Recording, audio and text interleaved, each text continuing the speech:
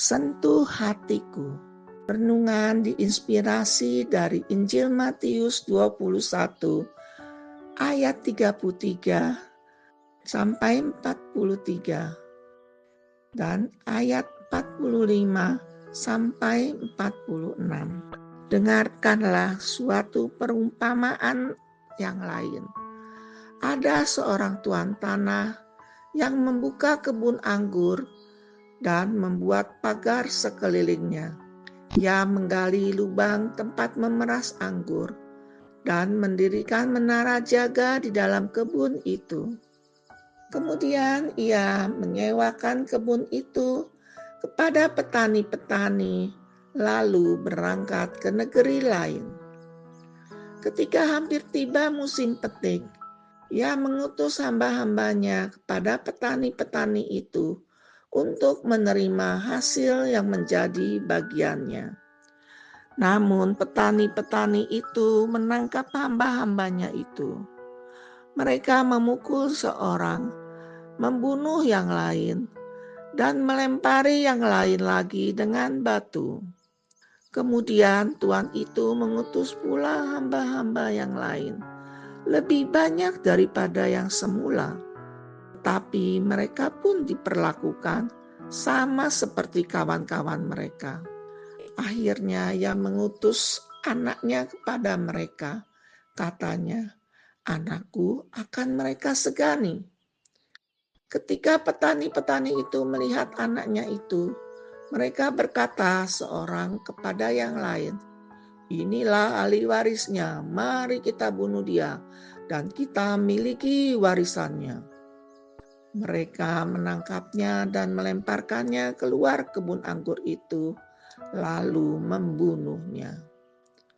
Apabila tukang kebun anggur itu datang, apakah yang akan dilakukannya terhadap petani-petani itu? Kata mereka kepadanya, ia akan membinasakan orang-orang jahat itu, dan kebun anggurnya akan disewakannya kepada petani-petani lain yang akan menyerahkan hasilnya kepadanya pada waktunya. Kata Yesus kepada mereka, belum pernahkah kamu baca dalam kitab suci? Batu yang dibuang oleh tukang bangunan telah menjadi batu penjuru. Hal ini terjadi oleh karena Tuhan suatu keajaiban di mata kita. Sebab itu aku berkata kepadamu bahwa kerajaan Allah akan diambil dari kamu dan akan diberikan kepada suatu bangsa yang menghasilkan buah kerajaan itu. Ketika imam-imam kepala dan orang-orang Farisi mendengar perumpamaan Yesus, mereka mengerti bahwa merekalah yang dimaksudkannya.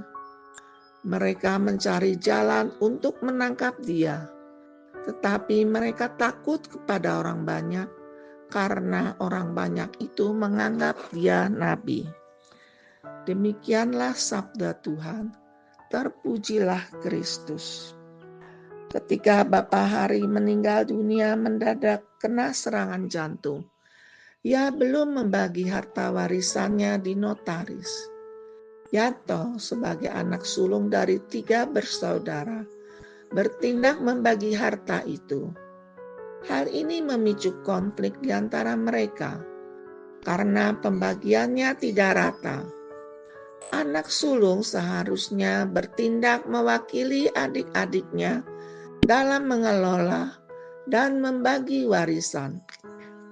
Si sulung boleh mengelola warisan itu di saat adik-adiknya masih belum dewasa.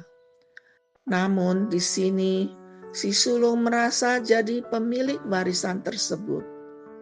Kejadian ini seperti bacaan Injil hari ini.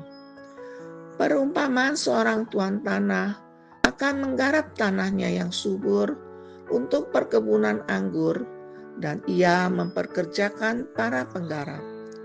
Dia mengutus hamba-hambanya untuk menagih hasilnya. Tuan tanah itu mewakili Allah. Hamba-hamba tuan tanah itu mewakili para nabi. Anak tuan tanah mewakili Yesus.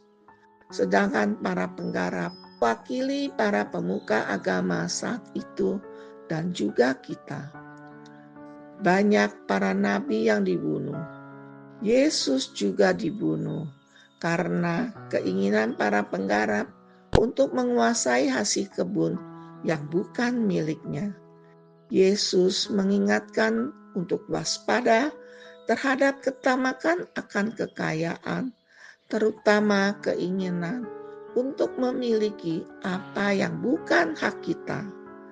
Masalahnya, terkadang manusia bukan tidak tahu kebenaran, tetapi enggan tunduk pada otoritasnya. Kita ingin menjadi tuan atas hidup kita sendiri. Kekayaan dunia terkadang membuat orang merasa puas. Kehadiran Tuhan diabaikan, bahkan dianggap sebagai gangguan terhadap kenyamanan hidup. Kita diajak menyadari Tuhan adalah pemilik yang berdaulat atas hidup kita.